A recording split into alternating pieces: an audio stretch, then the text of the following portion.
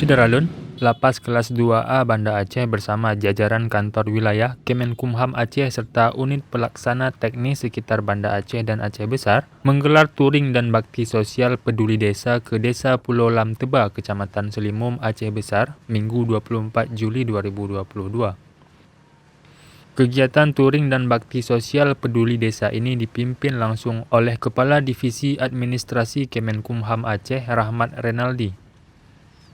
Kegiatan ini merupakan rangkaian menyambut Hari Dharma Karya Dika atau HDKD ke-77 tahun 2022. Puluhan peserta dengan sepeda motornya mulai berkumpul di halaman kantor wilayah Kemenkumham Aceh sejak pukul 7 pagi. Setelah mendapatkan arahan, seluruh peserta melakukan doa bersama sebelum ke lokasi tujuan. Setiba di lokasi, peserta touring dan bakti sosial peduli desa terpencil disambut oleh perangkat desa Pulau Lam Teba.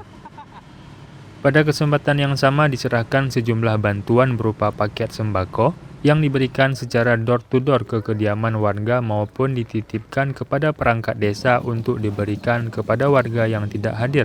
Santunan anak yatim, kebutuhan masjid berupa Al-Quran, lemari buku, dan lain-lain.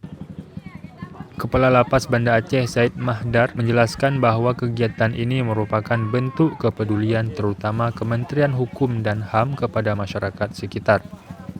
Dari Banda Aceh, Samsul Azman, Serambi On TV.